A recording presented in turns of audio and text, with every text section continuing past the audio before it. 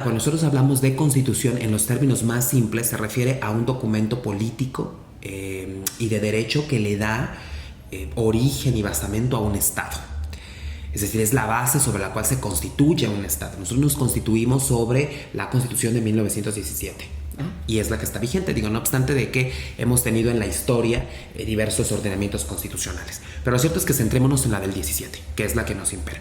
Entonces podemos entenderla así, como el documento y en ese documento no solamente se incorporan disposiciones normativas, sino además están inmiscuidos principios, valores nacionales, ¿no? Por ejemplo, la forma de nuestro gobierno, ¿no? Como una república democrática, representativa y federal, se encuentra dentro de la propia Constitución.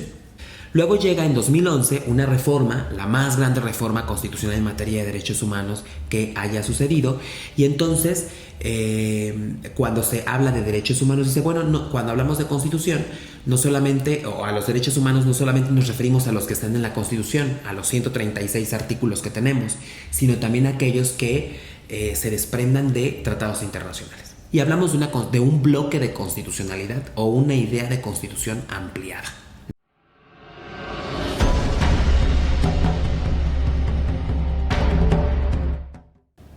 Hola, buenos días. Yo soy Teófilo Cancela y este es Unicornio Pantone. Le damos la bienvenida a Irving Bonilla, que es abogado, y vamos a platicar un poco sobre derecho. Irving, muy buen día. No, muchas gracias, buenos días. Un gusto, un honor tenerte por aquí en este espacio. No, el agradecimiento es mío. Muchas gracias por permitirme y abrirme las puertas de este programa. Muchísimas gracias. Bueno, para empezar, siempre decimos que hay que obedecer la ley. ¿Sí? Pero ¿qué es la ley? ¿Qué es una ley? Bueno, hablar de leyes o hablar de específicamente el término ley no resulta tan complejo porque incluso es de las primeras lecciones que quienes estudiamos derecho lo vemos, ¿no? Y en otras disciplinas o en otras áreas también es supremamente importante pues que vean estas estos conceptos que serían claves para todas las personas. Pero la ley es el producto de un procedimiento legislativo. La ley es la disposición que regula ciertas manifestaciones sociales que permiten pues la armonía en la sociedad. Ya lo podremos platicar un tanto más adelante, pero hay ciertas distinciones entre ciertos tipos de ley y ciertas características que pueda tener la ley. Sin embargo, por lo menos de entrada podemos decir que la ley es eso, es una disposición que permite o que prohíbe cierta cuestión relativa a las relaciones sociales y reúne ciertas características, por ejemplo, que debe ser general, que debe ser para todos, es decir, no debe haber disposiciones específicas, debe ser abstracta, debe ser obligatoria, desde luego, para que adquiera esta característica o esta categoría de ley. Pero de entrada podríamos decirlo de esa forma. Aquí tocaste dos temas y me gustaría tomar un ejemplo histórico, que el Congreso de 1823 sacó una ley, no decreto, sacó una ley nombrando a don Agustín de Iturbide traidor y enemigo de la patria, y que sería ajusticiado en el momento en que pisara por cualquier motivo y bajo cualquier título territorio mexicano. Él no se había enterado de esta ley.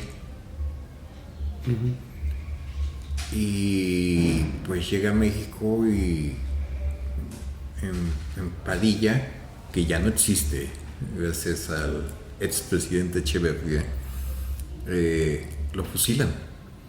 Pero fue una ley, no fue una ley general, fue una ley para una persona específica. Entonces al nacimiento de lo que es ahora México, de nuestra nación, sí se han dado casos, digamos, desde mi punto de vista, violatorios al debido proceso legislativo, ¿no? Bueno, aquí habría que ver, y creo que hay que separar lo que aquello nosotros de forma coloquial se le denomina ley y aquello que cumple con las características que debe tener una ley. Y sobre eso, incluso cuando se impugna, por ejemplo, una norma a través de juicio de amparo o a través de algunos otros medios como las acciones de inconstitucionalidad o alguna otra circunstancia, lo primero que hay que determinar es si se trata de una ley. Pero no respecto a la denominación, porque nosotros podríamos llamarle ley a cualquier tipo de disposición, sino aquella que sometida al tamiz de las características de las leyes redunda en ser una ley. Digo, de entrada no podría posicionarme sobre si en realidad ese documento del que tú hablas reúne las características o no. Se tendría que revisar, y es más, se tendría que revisar si de acuerdo con la teoría, la doctrina, la normatividad que imperaba en esa época, en ese espacio determinado, adquiría la categoría de ley. Porque lo cierto es que el derecho ha ido evolucionando y evoluciona en favor, pues, de las necesidades sociales, de las nuevas maneras de interpretación. Y es precisamente que yo como historiador puedo también estar equivocado. Pudo haber sido un decreto. Y es aquí donde tú me decías, bueno, hay distintos tipos o distintos grados dentro de la ley. ¿Qué entraría, por ejemplo, qué es una constitución, qué es un código, qué es un decreto? En fin, una explicación un poquito más, más somera y centrada. Okay. En ese aspecto. Ok, bueno, a ver, empiezo primero con el término constitución. Y aquí es sumamente importante por lo siguiente. En la concepción contemporánea de constitución podemos analizarla como una constitución ampliada. Y ahorita explico por qué. Pero de entrada, cuando nosotros hablamos de constitución en los términos más simples, se refiere a un documento político y de derecho que le da origen y basamento a un Estado. Es decir, es la base sobre la cual se constituye un Estado. Nosotros nos constituimos sobre la Constitución de 1917. Y es la que está vigente, digo, no obstante de que hemos tenido en la historia diversos ordenamientos constitucionales. Pero lo cierto es que centrémonos en la del 17, que es la que nos impera. Entonces podemos entenderla así, como el documento y en ese documento no solamente se incorporan disposiciones normativas, sino además están inmiscuidos principios, valores nacionales, ¿no? Por ejemplo, la forma de nuestro gobierno, ¿no? Como una república democrática, representativa y federal, se encuentra dentro de la propia Constitución. Es decir, es la base, es la punta de lanza. Yo generalmente digo que es el origen, pero también es la finalidad, ¿no? de un Estado. Esa es la Constitución. Cuando nosotros estudiamos, por ejemplo, derecho, durante muchos años nos enseñaron una pirámide, en el sentido más básico de una pirámide, en el cual decía que en la mera cúspide, hasta arriba, se encuentra la Constitución. Y que todos aquellos ordenamientos y todas las disposiciones tendrían que ajustarse, pues, a lo que diga el ordenamiento constitucional. Entonces, por abajo de la Constitución todo, y por encima de la Constitución absolutamente nada, ¿no? Es decir, no podía haber ninguna norma, ninguna disposición al interior de un Estado que estuviera por encima de la Constitución, porque la Constitución es nuestro máximo ordenamiento, ¿vale? Entonces, básicamente así. Luego llega en 2011 una reforma, la más grande reforma constitucional en materia de derechos humanos que haya sucedido, y entonces cuando se habla de derechos humanos dice, bueno, cuando hablamos de Constitución, no solamente, o a los derechos humanos, no solamente nos referimos a los que están en la Constitución, a los 136 artículos que tenemos, sino también a aquellos que se desprendan de tratados internacionales. Y hablamos de un bloque de constitucionalidad o una idea de constitución ampliada, ¿no? Es decir, entendemos por constitución el documento en estricto sentido, ¿no? Pero además un bloque de constitucionalidad que incorpora derechos que no están literalmente escritos en la Constitución, pero que vienen de tratados internacionales y que se insertan en el ordenamiento jurídico mexicano para que las personas que estamos en México, ¿no?, podamos hacerlos exigibles y los podamos justiciar en algún momento. Entonces, de entrada, eso es constitución. Luego, decreto. El decreto es una disposición de carácter administrativa, no sigue el mismo procedimiento que sigue una ley, porque para producir, siempre digo que imaginemos que la ley es una tortilla y que entonces cuando nosotros vemos una máquina de tortillas enorme, ¿no?, pues vemos que en la tolva se pone la masa, luego tienes que hacer ciertos procedimientos y va avanzando la tortilla, ¿no?, pasa toda la banda y termina en el último escaño, ¿no?, que ya es la tortilla propiamente. Bueno, pues si lo vemos de esa manera, toda esa máquina, ese arquetipo de máquina institucional es un proceso legislativo. Es decir, tiene que haber una iniciación, una discusión, una aprobación, sanción, publicación para que pueda iniciar la vigencia, ¿no? El decreto no. El decreto es de manera unilateral determinada en las funciones administrativas, ya sea del Poder Ejecutivo o del Poder Legislativo, y de esa manera se emiten los decretos, ¿va? Los decretos no tienen las mismas características, por ejemplo, de generalidad. El decreto es más para situaciones muy particulares, ¿va? Y me hablabas del código. Los códigos es la sistematización de normas. El códice, como se decía en el derecho romano, se refiere a la sistematización de normas, ¿no? Que no existan normas regadas por donde quiera, sino que exista una codificación, una unificación, un entregable, un producto entregable que permita a la persona, y creo que el tema del código cumple con la finalidad de accesibilidad, es decir, que las personas que somos los destinatarios de esas leyes podamos acceder de una manera más simple, más efectiva a las normas y conocer tal vez pues, nuestro sistema jurídico, que es una cuestión importantísima. Y eso es bastante interesante. Es complejo para los legos como yo, y me vino a la mente de protesto hacer cumplir la Constitución, sí, claro, general de los Estados Unidos mexicanos, y si no fue así, que el pueblo me lo demanda, etcétera, sí, etcétera. No sé cuántas demandas ya llevaríamos, pero vivimos un escenario complicado. Lo digo por la cuestión de que dices es una constitución ampliada, porque ya entran los derechos humanos, ¿no? Y entran los tratados, convenios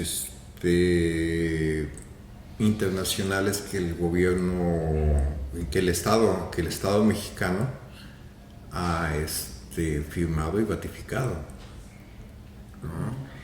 Y entonces aquí, bueno, cabe la pregunta: ¿cuáles son nuestros derechos y cuáles son nuestras obligaciones? Bueno, a ver.